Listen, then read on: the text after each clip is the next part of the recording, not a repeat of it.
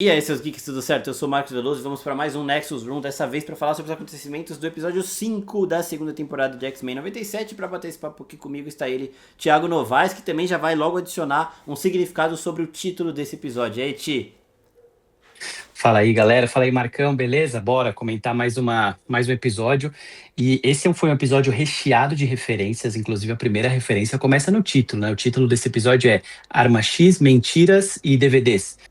E ele é uma referência direta a um episódio que a gente teve na série lá dos anos 90, que chamava Arma X, Mentiras e Videotapes. Você vê como a época entrega um pouco, né?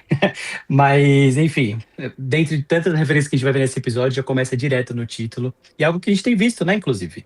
Exatamente, porque a gente teve nessa temporada mesmo um episódio que é Dias de um Passado Futuro e lá na animação clássica a gente tem Dias de um Futuro Esquecido. Quando você coloca em inglês, fica Days of Future Past e Days of Past Future, né? Então são sempre referências a episódios da animação clássica. Caso você assista esses episódios da animação clássica de novo, talvez você veja uma coisa ou outra que converse diretamente com o que está acontecendo agora.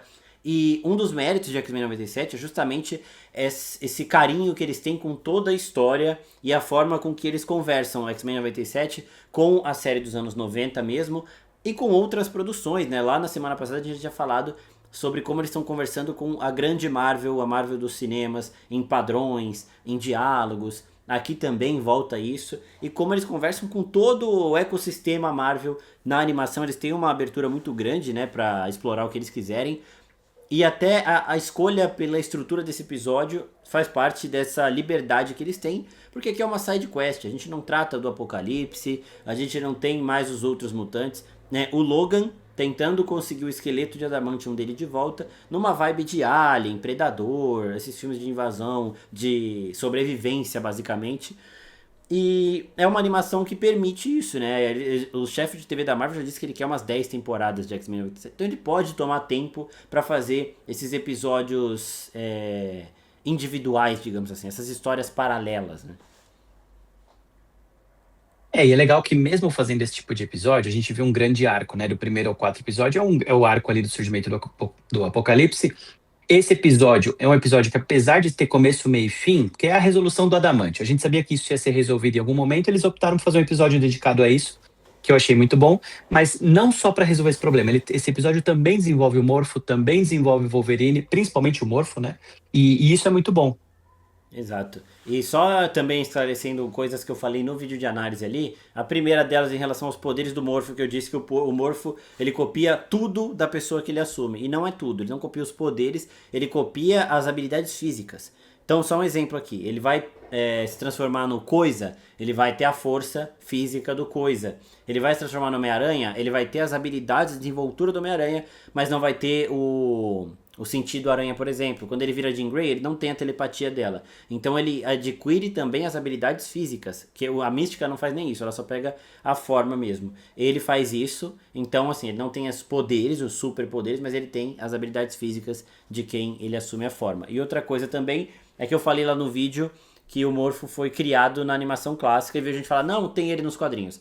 Sim, ele foi criado na animação clássica, mas ele foi para os quadrinhos depois, que é uma coisa que às vezes acontece. Aconteceu com o Coulson, foi criado no CM para o live action, depois o personagem acabou chegando aos quadrinhos. A Arlequina, ela foi criada em outra mídia. Eu não sei se ela foi criada numa animação ou em um videogame e depois ela passou para as HQs, mas ela não é uma personagem criada nos quadrinhos. A grande maioria de todos esses personagens, Batman, Superman, Homem de Ferro, Homem-Aranha, Hulk, a grande 99% deles são criados nos quadrinhos e depois vão para outras mídias. Mas temos casos como o do Morfo, que não. Então o Morfo foi criado, como eu disse, na animação dos anos 90. Essa daqui eu não dei informação errada lá no vídeo. Só que teve gente que entendeu errado, como se eu tivesse dito que ele só existe na animação. E não é o caso. Então, dito tudo isso, a E história não do Morfo só. nesse episódio é muito boa. É triste, mas é É, boa. sim, sim. E não só a criação de personagens que não surgiram dos quadrinhos, mas também a adaptação de personagens. A gente viu muito isso com o próprio Nick Fury, depois do sucesso que ele fez no MCU, teve essa adaptação física do personagem para os quadrinhos, que eu achei sensacional. Os Guardiões da Galáxia tiveram um relançamento também com adaptação para ficar mais próximo do MCU. Isso acontece bastante nos quadrinhos e eu acho muito legal, inclusive. Sim, e até personagens com novos arcos. O CM tá com uma liberdade agora de fazer isso e tá fazendo com alguns. A Helena, por exemplo, é uma que eu sempre cito nessa situação. Porque nas HQs ela é a Natasha loira, basicamente. Quando não tem a Viúva Negra pra você usar a Natasha Romanoff, você usa a Helena Belova. E aqui na Marvel ela está ganhando uma personalidade própria, uma história própria e uma singularidade diferente. Então eles estão aumentando esses arcos de diversos personagens. Tanto que esses universos compartilhados, eles já chegaram a ser, eles já chegaram ao status de funcionar de uma maneira individual também, né? Antes a gente via ali, por exemplo, a Era de Ultron. Aí você vai nos quadrinhos da Era de Ultron, você meio que entende o que tá rolando. Guerra Infinita também. Mas aí Ultimato já nem tem um quadrinho de Ultimato, assim, por exemplo. Da mesma história. Então já começa a assumir uma forma diferente. Isso aí acontece, são adaptações, né? E, bom, o episódio ele começa exatamente onde terminou a cena pós-créditos do anterior, com o Wolverine recebendo os arquivos que ele queria sobre a Arma X, com a intenção de recuperar o esqueleto de Adamantium dele. Só que, né, e ele fala pro Capitão América lá naquela cena assim, eu já tenho uma equipe aqui. Ele traz de volta uma equipe que fazia as missões, a equipe da Arma X ali, que são pessoas que passaram pelos mesmos experimentos, por traumas parecidos com o dele, e que tem uma origem de habilidades parecida com a do Wolverine. Só que ele não contou pra eles que o objetivo dele era recuperar o Adamantium, o esqueleto de Adamantium, até porque eles nem sabiam que ele não tava com, né? É verdade. E, inclusive, quando eu vi a equipe pela primeira vez, eu falei, nossa, que formação estranha. O que que tá acontecendo aqui, né? O Dente de Sabre, uma galera meio assim. E aí depois a gente entende que realmente todos eles tinham algum problema com o Cornelius, que é o cientista que comandou todo esse projeto, né? Que roubou os projetos do pai da menina que tá com eles também, que é a Yuriko, se eu não me engano. É, Yuriko. Então, depois que fez sentido pra mim. E aí começou, fez sentido, na verdade, justamente nesse ponto que você comentou. Quando o Dente de Sabre descobre que ele não tá com o Adamantium, aí eu falei, entendi. Então, tipo, no fundo, o objetivo dele era um, só que ele não contou isso pra essa galera. E além da Yuriko e do Dente de Sabre, a gente tem o Garrison Kane e o Maverick, outros membros da equipe. O Kane, ele é tão irrelevante que o avião cai e ele morre. E ninguém liga, né? Tipo assim, o que você achou? Tipo, os caras cagaram pra ele, mano. A menina falou assim, tipo, ele morreu e os outros cagaram pra ele. Ninguém nem perguntou, e o cara lá? Mano, ninguém, velho. É muito Me foda. lembrou aquele personagem do Esquadrão Suicida. Lembra do Esquadrão Suicida, o filme novo, que tem um maluco que ninguém lembra dele? Sim, Eu não esqueci o nome dele, mas o enfim, me Milton, lembrou não, esse o cara. Milton. Acho que é esse Tem aí a cena mesmo. do Milton lá, que aí ele morre, aí, tipo, a Arlequina fala, tinha um Milton andando com a gente? Os caras, tinha, caralho, ele tava aqui agora. E o cara, Maravilhoso, esse daí. essa cena é absurda. Me lembrou também o Deadpool 2, né? Que ele monta a X-Force e quando eles vão pular do avião, morre todo mundo. Morre o Homem Invisível, Pode crer. morre o personagem do Terry Crews, morre todo mundo, velho. É muito foda. Menos a Domino, que tem o poder da sorte, né? E ela dá sorte de conseguir sobreviver. Então, me passou essa vibe também. E aqui o interessante é isso, a gente tá vendo uma equipe que compartilha de traumas do Wolverine, uma equipe mais local dele, fora dos X-Men, e o Morpho. E o Morpho tá ali, e a Yuriko vai percebendo, porque ele tem sentimentos além pelo Wolverine. Ele ama o Wolverine. Isso a gente já tinha falado lá na temporada passada, porque tem um momento que o Wolverine, depois que ele apanhou do Magneto e perdeu o Adamantium, ele tava lá na maca, todo doente. O Morpho assume a forma da Jean Grey e fala, eu te amo, pro Logan. E aí ficou essa interpretação, ele tava falando pela Jean Grey pra ver se dava uma animada no Wolverine, ou ele estava usando o rosto da Jean Grey pra falar um sentimento dele. Naquela época mesmo a gente falou, chegamos à conclusão de que era o sentimento dele, e ele só estava se escondendo atrás da face da Jean Grey. Depois o criador da série, o Bill DeMaio, da primeira temporada ali, o roteirista principal, ele foi a público falar que era isso mesmo, que o Morpho tem esse sentimento, e ele usou o rosto da Jean Grey pra falar sobre isso. E aqui, a Yuriko vai aos poucos percebendo, elas falam, mano, o que você tá fazendo aqui? Você não precisava estar aqui. Aí ela até cita uma lenda mitológica ali de uma raposa que é capaz de mudar de forma e que é extremamente fiel ao seu samurai, né? Então, isso também é uma referência à própria Kyuubi, a raposa de 9 caudas de Naruto, que ela tem na mitologia, ela tem essa habilidade de assumir outras faces, outros rostos, tanto que em One Piece tem uma Akuma no Mi da Kyuubi, e o poder dessa Akuma no Mi, um dos poderes é de assumir outras faces também, né? Então é bem legal tudo isso, e você vai vendo ao longo do episódio, já vamos focar nessa parte agora que é meio deprê também, que o Morpho, mano, ele tem uma relação não correspondida. E pra mim a parte mais difícil disso tudo É quando o Wolverine já foi pego, daqui a pouco a gente volta aqui, mas só pra avançar nessa trama. Já foi possuído pelos aliens ali. E o Morpho tenta fazer com que o Wolverine lembre de história dos dois, Morpho e Wolverine, para que ele recobre a consciência. E não funciona. O Morpho fala algumas coisas, o Wolverine ataca ele. Quando o Morpho assume a forma da Jean Grey, aí o Wolverine recua e fala Jean, não sei o que. Então pra ele deve ser muito ruim, né? Tipo, saber que ele tem ali a prova concreta de que o rosto dele não significa tanto pro Wolverine quanto da Jean Grey, que é alguém que o Wolverine nunca vai ter, né? Também é meio trágico pelo lado do Wolverine. Sim, sim. E é o que você falou, não vou nem me estender muito, que você já falou tudo completinho, mas é isso. Durante o episódio a gente vai vendo várias ações do Morfo que deixa, se a gente tiver qualquer dúvida, não tem mais agora depois desse episódio, né? A gente vai falar sobre Exato. isso agora durante. Exato. E o Morfo também, é o Ti falou, né? O show de referências constantemente acontece por conta do Morfo. E a primeira das transformações dele aqui, depois que o jato cai, eles veem um urso que tá infectado pelos aliens aí. E aí o Morfo vira o Sasquatch, né? Que é basicamente um pé grande ali. Então ele tem a força desse bicho. De novo, os atributos físicos ele também copia. E aí mais pra frente a gente vai falando aos poucos aí. Ele assume outras várias inúmeras formas de personagens. É... E aí depois que o jato deles cai e tudo mais, a gente tem o maluco lá morrendo e a gente entra na sala de pesquisa e já começa aquela desconfiança que também é uma vibe de... Tem um filme que chama The Thing, né? A Coisa. E não é A Coisa, a tradução é Enigma de Outro Mundo, acho. Que é com o Kurt Russell, que faz o Ego na Marvel. Que é basicamente isso também. É um alienígena que é capaz de assumir o rosto, forma da pessoa, e aí começa a gerar uma desconfiança na equipe, de ninguém saber, tipo assim, você tá possuído, não é você mesmo, tal, não sei o que. Aqui eles brincam com isso meio superficial no comecinho, né? Você gostou desse pequeno momento também, sem saber se o cara tava possuído ou não? Sim, sim, eu achei legal. E aí, inclusive, neste momento, a gente tem o primeiro grande show de referências, né? Que ali eles começam a ter acesso a alguns DVDs, e nesses DVDs tem o nome de vários projetos, né? Então a gente tem o nome do Soldado Invernal, X-23, Arma 6, que é o Luke Cage, enfim, Arma X, né? O Wolverine. Então já começa o show de referências aí. Tem que pausar a cena e ler todos, mas ali você tem várias referências. Essas aí são as principais, né?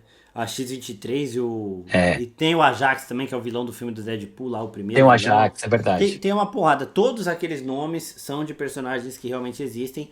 E nessa época, anos 90, 1997, o Soldado Invernal, cronologicamente, estava congelado, né? E a gente tem, inclusive, é aí que eu falo que a série também conversa com aspectos visuais da Marvel, do cinema. Porque as câmeras de criogenia lá, elas são iguais às que a gente vê em Guerra Civil, quando eles voltam no lugar onde o Soldado Invernal ele estava mantido preso. E até se você, seguindo essa linha do Soldado Invernal, na animação clássica a gente tem um conflito do Morfo com ele próprio que é bem parecido com o do Bucky, que ele é ressuscitado pelo Senhor Sinistro, e o Senhor Sinistro às vezes controlava a mente dele para ele fazer maldades. E aí chega um momento que ele se afasta da equipe dos X-Men, porque ele não confia na... na me fugiu a palavra agora.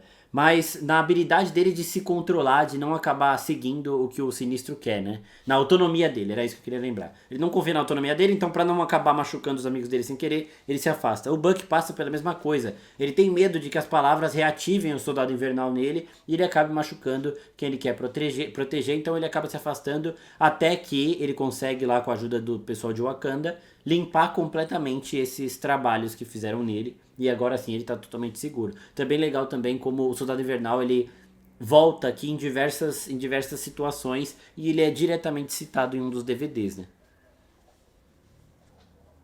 Sim, total. E aí a gente tem o pessoal descobrindo que o Wolverine estava com a garra de ossos, e esse é um ponto específico importante também. Porque teve gente lembrando que na animação clássica, o Wolverine ele passa por uma situação igual, só que esses bichos não conseguem assimilá-lo, né? Eles acabam saindo do Wolverine, ele entra, o Wolverine vira e volta. Por quê? Eles falam lá na época que era o fator de cura, mas era o fator de cura somado ao Adamantium. Tanto que eles falam aqui nesse episódio que ele precisa do esqueleto de Adamantium para conseguir expulsar esse invasor que estava nele, para não ser mais o hospedeiro do Alien. Então quando ele consegue, o Alien acaba saindo de volta dele ali, é basicamente por conta disso, né? Alô, Exatamente. Não sei se minha conexão deu uma travadinha, mas acho que voltou. Tá bom aí, né? E é exatamente por isso. Inclusive tem um momento no episódio que eles citam, né, que o Wolverine infectado pode ser uma ameaça para a população toda. Então a gente tem essas explicações durante o episódio e enfim, para entender um pouco da ameaça. Até o Morpho chega um momento que ele fala, né? Eles são uma horda que funciona como consciência de colmeia. Ou seja, todos compartilham o mesmo pensamento e o mesmo objetivo, que é sobreviver e se espalhar. Então eles iriam naquele que é melhor no que faz. E o Wolverine sempre tem essas falas características dele ser o melhor no que ele faz. Aí ele fala ainda, e o que eu faço é muito legal, tal, não sei o quê. Às vezes ele muda, né? Muito brutal, e eu não gosto do que eu faço. Tem várias versões. Mas esse, eu sou muito bom no que eu faço, persegue o Wolverine porque ele realmente é muito bom no que ele faz, né? Então, quando ele acaba tomado ali, é um choque bem grande. E sabe uma coisa que eu fiquei na dúvida? Não sei se. Como que era para infectar? Era mordida? Isso eu não sei se eu. Não ficou. Porque assim, tem um momento, assim, avançando um pouco no episódio, que eles começam uma treta, quando ele já tá infectado, né? Porque a equipe se separa, né? Depois que eles entendem esse negócio da mente coletiva e tudo mais, a equipe se separa. E o Wolverine, depois que ele desaparece, ele já volta infectado. Só que ele chega a ferir o Dente de Sabre, a ferir o Morfo, e eles não ficam infectados, né? Então, eu fiquei pensando, como que será? Deve ser mordida, sei lá. Então, eu não sei se é mordida ou se é tipo o Alien de botar um ovo, sabe? Porque assim, tem muitas semelhanças com o xenomorfo de Alien. Uhum. O visual é uma delas, inegável. O negócio deles explodirem, porque assim, alguns infectados lá, o bicho sai da barriga deles, né? Então talvez eles coloquem um ovo ali e talvez possa ser também uma espécie de The Last of Us, né? Que ele vai crescendo dentro do hospedeiro até o momento que ele mata o hospedeiro, que é como funciona o negócio lá de The Last of Us que existe de verdade, só que não infecta o humano, né? Não é vírus, é outra parada. Tô esquecendo um monte de coisa, minha cabeça tá meio. Mas. A gente tá gravando tarde, 9 horas da noite, a gente já tá É, cansado. e aí é como funciona esses invasores, né? Eles acabam sugando toda a energia vital do hospedeiro. Aí o momento que o hospedeiro não é mais útil, ele sai. A gente vê vários saindo pela barriga. Parece situação, cenas de Alien também. A gente tem É. alguns discursos que remetem aos filmes de Alien. A gente tem essa vibe do Predador do Hum. Schwarzenegger também, deles matando os bichos e indo embora. Depois dessa busca por sobrevivência absurda aí. E eu acho que é assim, eu acho que eles meio que colocam alguma semente, essa semente vai crescendo, vai assumindo o corpo, usa a força do corpo até não poder mais, sabe? Pode ser, pode ser. Isso não ficou tão claro. É só uma curiosidade, assim, né? Que como teve essa treta entre eles, eu falei, pô, mas se eles não estão contaminados? Mas enfim, pode ser realmente isso que você falou, faz sentido. Exatamente. E aí, falando rapidinho da Yuriko como Morfo, ela cita que ele é Tomo, né? Ela fica chamando ele de Tomo, e aí quando ele pergunta, ele fala aquela parada da Kyuubi, né? Que a Kyuubi é uma raposa mitológica. Ela cita a história dessa raposa que não sai de perto do seu samurai, falando sobre o Morfo ter essa paixão pelo Wolverine. E a Kyuubi na mitologia asiática, ela também tem essas habilidades. Aqui Naruto não usa isso, mas ela tem essas habilidades de poder assumir rostos de outras pessoas. Então combina bem com o Morph, achei bem legal essa situação. E aqui nós temos uma das outras muitas referências, o Omega Red, que é meio que um... Passou por experimentos semelhantes do Wolverine, mas é a versão nórdica. Assim como o Soldado Invernal é a versão nórdica do Capitão América, a gente tem esse Omega Red, que é um personagem que nas aparições dele, tanto na X-Men 97, eu não lembro se ele aparece na primeira temporada, mas eu acho que ele aparece. Mas na animação clássica dos anos 90, é que eu vi a dos anos 90 e X-Men 97 tudo junto. Na clássica dos anos 90, ele aparece várias vezes e ele nunca é derrotado pelos X-Men, ele é contido. Ou ele é congelado, ou ele é preso, ou sei lá o que, mas ele nunca é derrotado porque ele é brabão, né? É bem da hora quando o Omega Red aparece, até porque ele é um dos antagonistas do Wolverine que mais se incomoda com a presença do Wolverine e o Wolverine também se incomoda com a presença dele. Então é tipo o Dente de Sabre, só que sem a amizadezinha que os dois têm, né? E ele é tão fodão que é justamente quando eles descobrem ele, depois que tem a primeira briga, né, que a equipe resolve ir embora, né? Então a gente vê o Dentes de Sabre e a Eurico querendo ir embora, e a gente tem o primeiro, e aí quando o Morph ele impede a galera de ir embora, fala, não, a gente não vai deixar o Wolverine. E é quando a gente já tem esse primeiro sinal, essa primeira ação, mostrando esse sentimento que ele tem pelo Wolverine. Exatamente. E aí, a gente teve as fitas lá, os DVDs citando o X-23 e tudo mais, mas outra parte das referências fica a cargo do Morpho mesmo, e tem um momento que ele se transforma no Deadpool.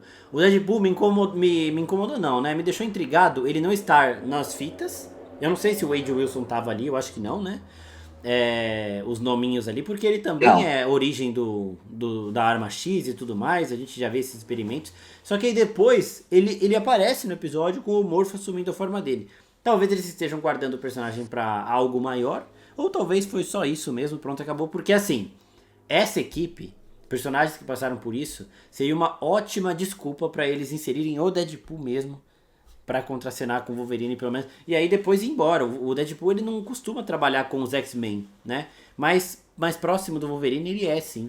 Então eu acho que seria bem legal eles terem colocado o Deadpool de fato, não o Morpho virando Deadpool. Ou pelo menos uma citação do Wade, né, nesses arquivos aí. Te incomodou ou você acha que o Deadpool vai aparecer em algum momento ou só com o Morpho virando? Porque na animação clássica o Deadpool aparece numa visão, acho que do Wolverine, mas é coisa rápida também.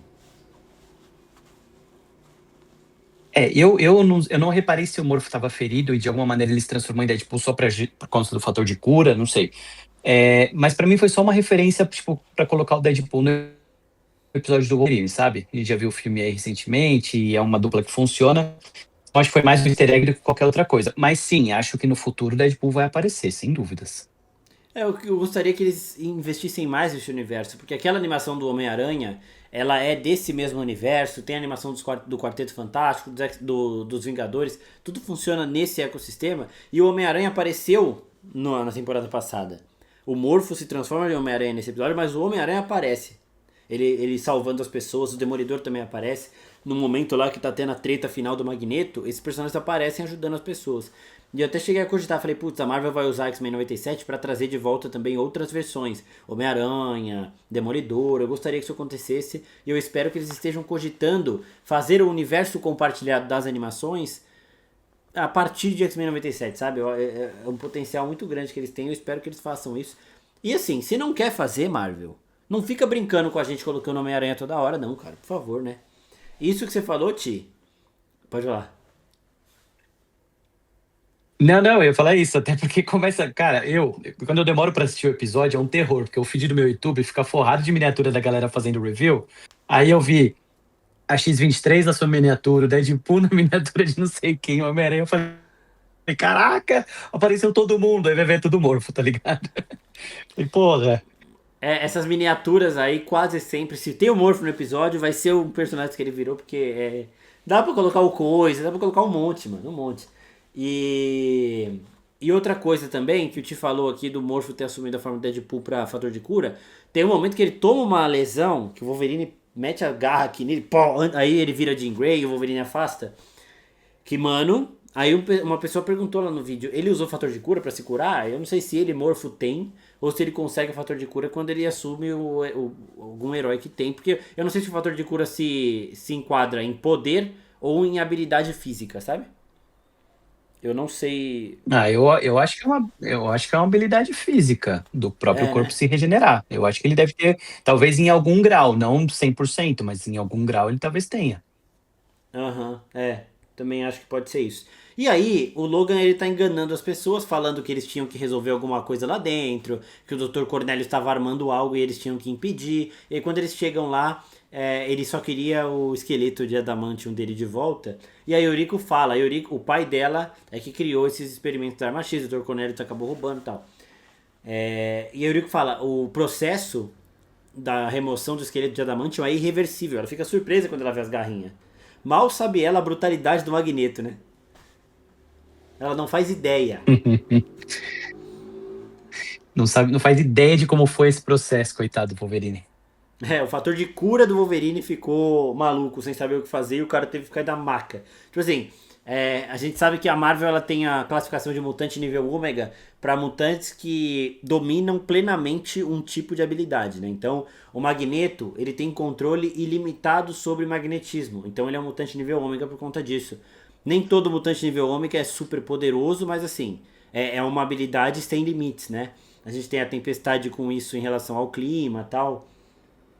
E já chegaram, eu acho que isso não é mais válido, mas já chegaram a colocar o Wolverine como nível ômega pelo fator de cura, de ter o fator de cura mais absurdo e ilimitado de todos, mas é algo que não, tipo assim, aconteceu e tiraram, sabe? O próprio Mancha Solar, que é o Roberto, que é o brasileiro, ele já foi classificado como mutante nível ômega e depois acabou caindo nesse rankingzinho aí. Mas é bem legal porque o Wolverine ele tem um dos, se não o fator de cura mais apelão de todos. E o Deadpool também, né? A gente já falou sobre isso aqui. O fator de cura do Deadpool tá constantemente trabalhando para impedir que o câncer cresça nele, né? Então ele fica lá, o câncer tentando desenvolver e o fator de cura puxando de volta. É um serviço interminável e ainda assim, fazendo isso sem parar, toda vez que o Deadpool se fode, o fator de cura dele é muito rápido, né? Tanto que tem um quadrinho, Deadpool, que ele entra no cinema, o filme tá chato, e ele atira na cabeça dele pro cérebro regenerar só quando o filme acabar. Então ele tá lá, aí ele fica lá assim, aí quando o cérebro volta, o filme acabou, ele vai embora. É, só pra ter uma noção de como o fator de cura dele é apelão também, né? No filme o cara é partido no meio, né, meu? Parte no meio, corta a mão, Pô, a mãozinha é e se absurda. regenera, então. Crescendo a É, mãozinha. e você vê que quando no segundo filme, quando ele põe o colar lá que tira o poder de cura, ele já vai pra merda, assim, rapidinho, né? Por conta do câncer e tudo mais. Então é muito potente também. É, ele começa a tossir já, é imediatamente isso, né? E aqui tem um detalhe interessante também em relação ao Morfo, que ele vira aquele samurai de Logan lá, como é que ele chama mesmo? O samurai prateado Ah, eu lá, não o lembro o nome dele. Silver Samurai. Que ele ataca o Dente de Sabre, não sei se é o Dente de Sabre ou se é o Omega Red, mas ele ataca alguém e a espada ela derrete na parede. Então eu acho que a espada também é parte da pele dele morfo, né? Quando ele se transforma no Capitão América, por exemplo, o escudo é parte da pele dele. A roupa é parte da pele dele. Então, quando ele pega a espada e aponta e derrete, é a pele dele ali que tá voltando, basicamente, né? Bem legal esse detalhe. Não é como se ele trouxesse os objetos também, né? Para o momento que ele se transforma. Uhum. E. É, exatamente. Vai tirar de onde, né? Eu lembro que teve essa questão na primeira temporada, o pessoal perguntando de onde ele tira os objetos. E aí talvez eles tenham feito essa cena pra mostrar. Eu gosto também que a X-Men 97 não é tão expositivo, né? Eles deixam essas coisas meio que nas entrelinhas também. E aí, esse momento que o Wolverine quer pegar o esqueleto, ele tenta formar os times lá. Então ele fala, eu e o Morpho vamos pra cá e vocês vão pra lá. E aí a Eurico fala, não vou deixar os dois X-Men juntos nem a pau. Por quê? Porque o Logan queria ir pra lá e quando o Morpho descobrisse que o Logan mentiu pra todo mundo, ele ia ficar chateado, ele ia discutir com o Wolverine, mas ele não ia tentar impedir o Wolverine de ter o esqueleto de volta, né? O esqueleto de Adamantium. E os outros, por mais que eles estivessem ajudando o Wolverine, mas é por um interesse em comum, não é pela amizade que eles têm com o Wolverine, principalmente o Dente de Sabre, iam tentar lutar com ele. Dente de Sabre, se vê que o Wolverine tá lá, tipo, tentando recuperar a força natural dele, eu acho que é. Aí depois que ele é transformado, que o Morpho fala dos perigos que esse Wolverine descontrolado tem pro resto do mundo, aí Eurico e tudo mais, aí eles se juntam pra impedir que esse alien consiga tomar posse do hospedeiro Wolverine, jogam ele dentro da maca lá que vai devolver o esqueleto pra ele, e acabam devolvendo esse poder para o Wolverine. O que você achou de ver o Wolverine finalmente de volta com as garras dele? E aí essa cena eu achei, primeiro assim, bem legal, porque eles combinaram esse plano de trazer de volta, depois que eles entenderam a ameaça do questão do hospedeiro, eles fazem esse plano, e eu acho que e esse plano de levar ele para a Câmara de Adamante para devolver o poder para ele, foi bem legal, porque o Morpho ele se transforma em Ciclopes para atrair o Wolverine até lá, e vai fazendo umas provocações, né, vai falando várias coisas, irritando ele, até que ele Aham. aparece, e aí isso que você comentou do Dente de Sabre é bem legal, porque assim, mesmo durante o plano, o Dente de Sabre muda o plano e tenta matar ele. Então você vê como eles têm esse ódio mortal ali entre eles. E enfim, e aí chega o Omega Red também pra deixar tudo mais tenso ainda, mas eles conseguem colocar o Wolverine nessa câmera e devolver o Adamantium pra ele. E eu achei muito foda quando ele recupera o poder dele, que primeiro ele faz um X pra quebrar o vidro, e aí ele faz uma cena que é de uma capa de quadrinho que ele põe a garra e, tipo, faz, tipo, vem, né? Uma parada assim, é uma cena, é uma capa de um quadrinho. Achei muito foda, muito foda. Esse X eu até usei de thumb quando ele tá cortando, assim, porque, mano, é animal. Eles repetem muito isso das capas também, né? Até Demolidor Renascido fez isso em live action, o que é mais difícil. né? A capa do Fisk lá com ele quando eles lutam. Homem-Aranha, Spider-Man Brand New Day, né? Um novo dia, vai fazer muito isso. E o Tom Holland fez absurdos pra entrar na posição exata do que o Homem-Aranha tem nos quadrinhos. Caralho, é muito da hora a Marvel fazer isso. São pequenos detalhes que, assim, pro grande público não vai ter diferença. Mas é um cuidado que o fã mais de quadrinhos vai perceber, tá ligado? E vai celebrar. Então eu gosto muito deles fazerem isso em quase todas as produções que ele tem chance. Vai ter um take ali que vai ser uma capa de alguma HQ e isso é muito foda. E aí o episódio caminha pro final desse jeito, né? O Wolverine recupera as garras, a gente vê que ele é o melhor no que ele faz, aí ele começa a tretar com todos os bichos ali, lidar com a situação, ele e o Omega Red também tem um encontrinho deles ali, e eles vão embora. O Morpho tentando conversar com o Wolverine, ainda falando mais. A Yuriko percebendo que o Morpho tem sentimento pelo Wolverine, mas também sem querer entrar muito no mérito, né? E o Logan meio que falando, mano, eu tenho que ficar sozinho, tal, não sei o que, não sei o que lá. Eu não sei se ele sabe que o Morpho tem esse sentimento por ele ou não, mas eu acho que não, acho que ele não faz nem ideia. E uma coisa legal é que por mais que a Jean Grey seja essa grande paixão do Wolverine, ele entende que o melhor pra ela, ele ama ela a ponto de saber que o melhor pra ela é estar com o Scott, né? Porque na primeira temporada tem um momento quando a Jean Grey tá meio sem saber o que ela tá sentindo pelo Scott, porque ele teve um filho com a clone dela, e ela vai lá e ela beija o Wolverine. E a Wolverine é tudo que ele sempre quis. E ele afasta ela e fala, Jean Grey sem Ciclope, Ciclope sem Jean Grey não existe. Então, tipo, você e ele tem que ficar juntos, tá ligado? Então eu acho bem legal também esses traços, que são as situações, esses plots mais internos dos personagens, mais individuais de cada um deles, que também acrescentam muito para a história, né? Não dá para você ter uma grande história sem um desenvolvimento menor, um desenvolvimento mais interno de cada um deles, e X-Men 97 também faz isso muito bem. Inclusive, o Disney Talks que eu gravei, que já saiu no canal da Marvel lá, depois assistam no Marvel Brasil falando de X-Men 97, o Luciano ele traz isso, né? Ele fala dessas relações, desses problemas mais de relacionamento, de conflitos internos, que é grande parte dos méritos de a gente ter tanto apego com esse personagem. Às vezes às vezes falta situações mais nossas pra gente se identificar com o personagem e ter mais apego com eles. Em X-Men 97 não falta porque tem isso de sobra com todo mundo, com todo mundo. O Morpho, o fato dele aqui em X-Men 97, diferente da animação clássica, não ter um rosto humano, é muito dele não saber o que ele é, tá ligado? Tipo, vem muito mais do que uma mera decisão visual. Tem a ver com a consciência dele, a psique do cara, de não saber qual a forma que ele quer tomar. Porque lá na animação clássica ele tinha uma forma humana e aqui não tem mais. E eles não mudaram só pra, esse visual vai ser mais legal. Não, é porque o personagem não sabe como ele se identifica, tá ligado? Então é bem legal ver essas nuances todas aí que a gente tem em cada um deles. Todos eles têm. Esse detalhe do Morpho que você comentou é muito bom mesmo, né? Porque faz todo sentido para um personagem que ele é metamorfo, né? Que se transforma em todos os outros personagens. Ele em si tem a aparência física mais neutra possível, né? É curioso, então. E é um detalhe sutil que eu não tinha reparado. E o X-Men, no final do dia, é um novelão, né? Sempre foi um novelão, então a gente tem que ver esses plots aí, essa galera, um gostando de outro, outros gostando do um. Acho que isso faz parte do que são os X-Men. E como os mutantes, eles já nascem com os poderes, diferente de outras histórias que a gente vê, onde a gente vê toda uma jornada até os heróis conseguirem os poderes, é legal que a gente tem esses outros pontos sendo desenvolvidos, tanto nos live actions quanto na animação.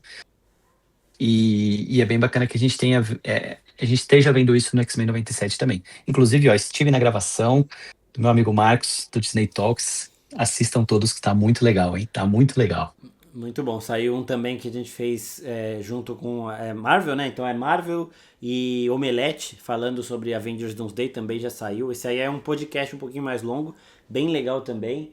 Inclusive, muito feliz de ter sido chamado. E outra coisa, Ti, mais alguma coisa que você tem pra falar desse episódio? Porque é um episódio, de novo, é uma Não, side é quest, isso. né? Então, além das referências, acho que não tem muito. Não, é isso. Começo, meio e fim, a gente já imaginava que ele ia voltar com poder. Foi legal que eles dedicaram um episódio pra isso, mas não tem muito mais pra Exato. acrescentar, não. Uma situação que eles poderiam resolver em 5 minutos, eles deram um episódio e foi um baita episódio mais contido, mais um baita episódio. Agora eu quero saber de você, pro restante da temporada, palpite aí. O Magneto tá morto mesmo? Ou ele vai voltar de alguma maneira? Eu falei no vídeo, eu falei, os X-Men nunca morrem, mano. Eles sempre, seja por viagem no tempo, seja porque, ah não, o Magneto ficou protegido na mente do Xavier e aí vai ter um novo corpo de um clone pra ele. Eles sempre vão dar um jeito, tá ligado? Então, eu quero saber o que que você acha. E eu penso que assim, nas animações, iguais nos quadrinhos, existe meio que uma licença poética para eles fazerem isso e retomar Sim. um personagem igual o Gambit. Você acha que o Gambit não vai voltar? Ele vai voltar como Cavaleiro do Apocalipse e depois, de alguma maneira, ele vai voltar. Eu acho que tem esse peso quando os fatos acontecem. E, cara, é uma animação, assim, tá tudo bem, sabe? A gente tá vivendo, assim, acabou de ver um episódio onde um tava no futuro, o outro tava no passado. Existe um milhão de jeitos de você trazer personagens de volta. Eu acho que o Magneto, sim, vai voltar. Talvez não nessa temporada, mas como você falou, o chefe da televisão ele quer fazer mais 10 temporadas, certamente o Magneto não vai ficar de fora. Exato, o próprio Morph é um exemplo disso. Ele foi criado, como eu disse, na animação, mas ele foi criado pra morrer no primeiro episódio. Justamente porque era um poder aí parecido com o da Mística, tal, não sei o que. Só que ele fez tanto sucesso que trouxeram de volta. Eles deram um jeito de trazer. O Sinistro renasce ele, revive ele ali. E aí ele volta com um complexo psicológico muito perturbado mesmo. Então, isso daí sempre tem volta. E eu acredito que vai ser através do Massacre. Massacre é a união, a gente falou no episódio passado, né? A união da psique do Xavier, da consciência do Xavier e do Magneto, que assume o pior dos dois em termos de ideais, de comportamento, e é um baita de um vilão. Então acho que o Magneto pode voltar a partir daí. Bom, então basicamente é isso. Mais um bom episódio de X-Men 97. Dessa vez uma side quest. E aí na próxima semana talvez a gente volte. Provavelmente a gente vai voltar com o problema Apocalipse, o grande vilão dessa temporada. E acredito eu até da próxima. Acho que essa temporada vai ser mais para eles estabelecerem a ameaça, mostrando os Cavaleiros do Apocalipse, o poder que ele tem, e aí também mais alguns feitos, né? Ele já destruiu o Magneto, já não precisa de mais feito de poder pra gente ver o quão perigoso ele é. Mas eu acho que eles vão meio que. Não vão resolver esse conflito nessa temporada. Pelo menos eu espero que isso se estenda um pouquinho mais, porque, querendo ou não, é o maior vilão dos X-Men, né? Tirando o Magneto quando ele quer ser vilão, é o maior vilão dos X-Men. Eu também não acho que eles iam acabar com dois dos maiores vilões numa mesma temporada. Provavelmente, talvez um dos grandes vilões seja o próprio Gambit e essa jornada para recuperar e trazer ele de volta. E no final, nas outras temporadas, você resolve o Apocalipse. Eu acho que eu nem gostaria de ver eles derrotando o Apocalipse nessa temporada. Eu prefiro preciso postar aqui para outras. Eu também. Então, basicamente é isso, pessoal. Muito obrigado a todo mundo que está ouvindo a gente aqui. Obrigado, Ti, por mais um Nexus Room aqui com a gente, mais uma participação. E a todo mundo que acompanha. Até a próxima, pessoal. Valeu. Valeu, galera. Valeu, Marcão.